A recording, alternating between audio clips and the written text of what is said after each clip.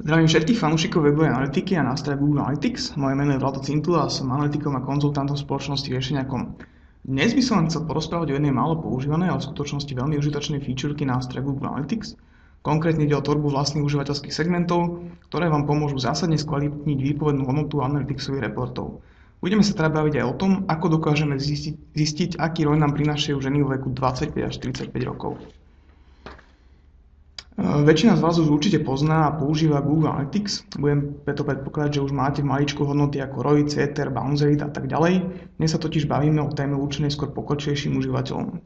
Analytics nám ponúka cirka 80 rôznych reportov, tu ich vidíme. Pričom keď sa pozrieme na ktorýkoľvek základný report, čo vidíme? Návštevníkov. To ale v skutočnosti nie je nič moc a nám by sa oveľa viacej hodilo porozdeľovať návštevníkov na menšie podskupiny alebo segmenty, na základe nejakých spoločných vlastností. Užívateľia v jednotlivých segmentov sa totiž môžu správať diametrálne odlišne od iných užívateľov. Google Analytics nám preto ponúka základnú segmentáciu, pričom užívateľov môžeme segmentovať podľa zdroja na ich návštevy, geografických atribútov, poprípade ďalších atribútov, ako operačný systém, obrazovka, veľkosť obrazovky a podobne, z ktorých ja som napríklad väčšinu nepoužil. To nám ale stále nemusí postačovať. Základné segmenty totiž vôbec neberú do úvahy demografické atribúty našich návštevníkov a práve tie sú pre nás zaujímavé. Povedzme, že toto sú reálni návštevníci nášho sídla, vidíme tu 4 mužov a 5 žien rozdielneho veku. Je pritom prirodzené, že každý jednotlivec sa môže správať úplne odlišne. Má vlastné potreby, vyžaduje iný prístup, lenže čo o tejto vzorke povie Google Analytics? Analytics vidí proste návštevníkov. Nevidí ženy, nevidí mužov, vidí proste len návštevníkov. To sa nám ale nepáči, my by sme si v tom chceli spraviť poriadok. Robíme poriadok.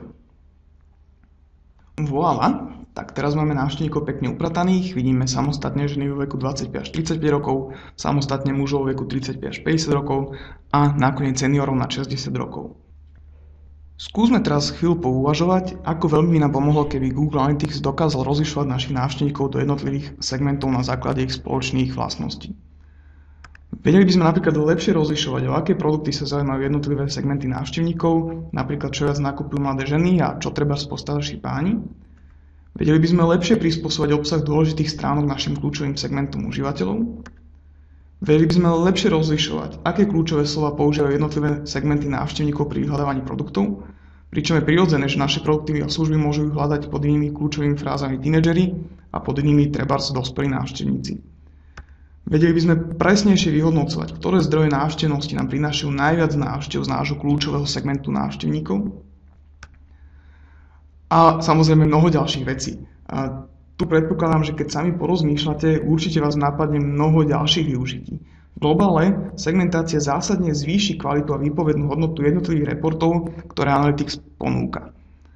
Poďme si pozrieť nejaký príklad.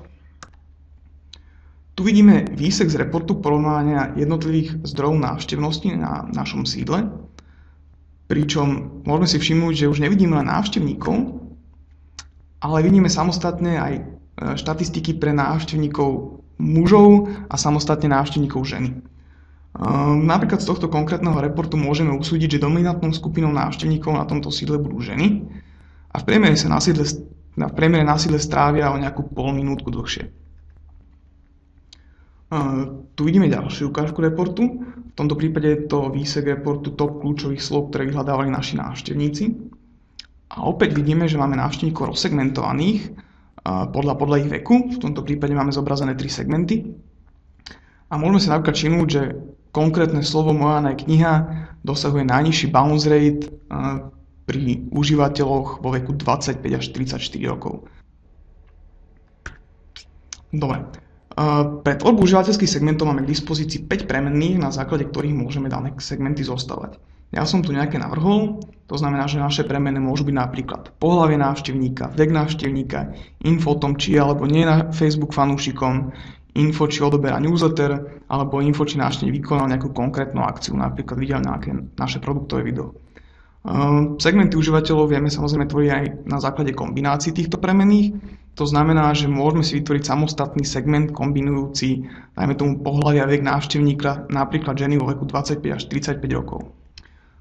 Tu Tu vidíme výsek reportu so zoznamom top landovacích stránok a môžeme si všimnúť, že pre ženy vo veku 25 až 35 rokov je najvhodnejšou landovacou stránkou, na základe tohto reportu teda samozrejme, indexová stránka, na ktorej dosahujú najnižší bounce rate, konkrétne iba niečo málo pod 7%.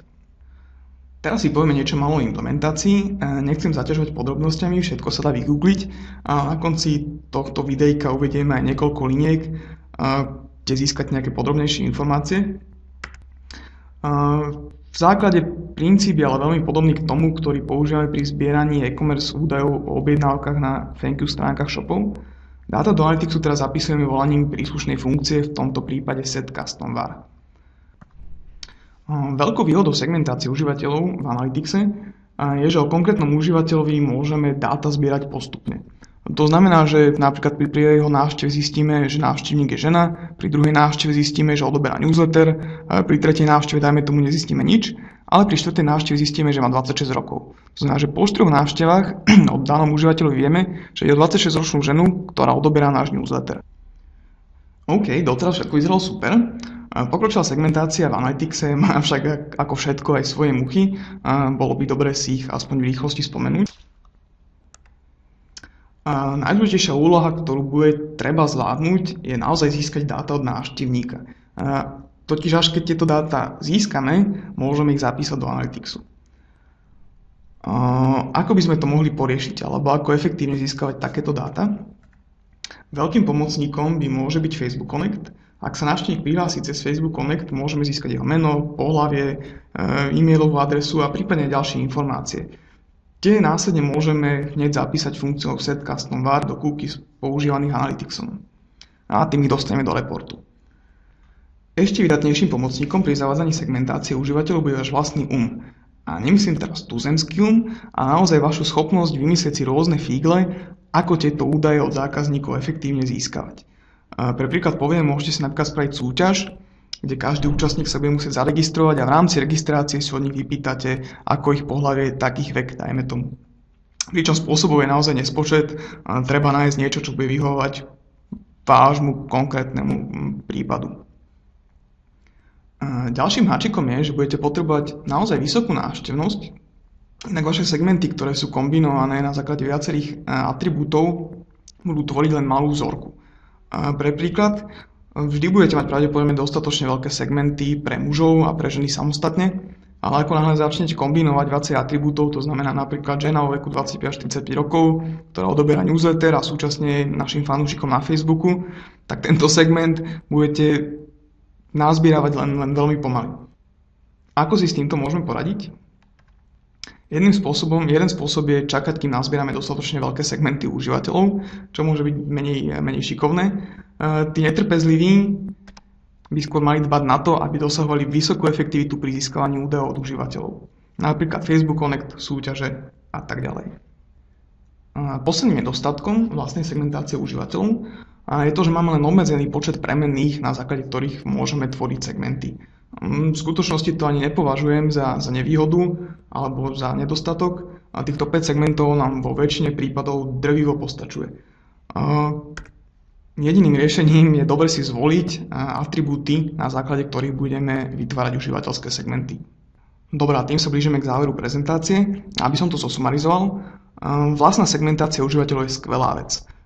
Dáva nám nespočet nových pohľadov na dáta poskytované Analyticsom, vieme lepšie rozlišovať správanie konkrétnych segmentov na našom sídle a môžeme lepšie prispôsobovať naše sídlo našim najdôležitejším cieľovým segmentom návštevníkov. Inými slovami, áno, môžeme robiť kvalitnejšie rozhodnutia. Výhodou je jednoduchá rýchla implementácia, odhliadnúť od faktu, že tie dáta najprv musíme reálne získať od užívateľov. Samotný spôsob, ako ich dostať do Analyticsu, je veľmi jednoduchý. Princíp je podobný ako pri zbieraní e-commerce údajov na thank you stránkach obchodov. Vlastná segmentácia užívateľov v Analyticse má pár háčikov, ale zase o to lepší pocit budete mať, keď ich prekonáte. A ten dobrý pocit pramení hlavne z toho, že naozaj, ako náhle segmentáciu rozbeháte, tak dostanete oveľa kvalitnejšie dáta a môžete robiť lepšie rozhodnutie. Uvádzam ešte nejaké odporúčané linky na podrobnejšie informácie o implementácii užívateľských segmentov a samotné vytvorenie segmentov v Google Analytics. Tak a to už je naozaj koniec tejto prezentácie. Verím, že teraz už každý z vás bude vedieť, ako zistiť, aký ROI vám prinášajú ženy vo veku 25 až 45 rokov. V prípade akýchkoľvek otázok ma môžete kedykoľvek kontaktovať. Prajem vám pekný deň a veľa úspechov.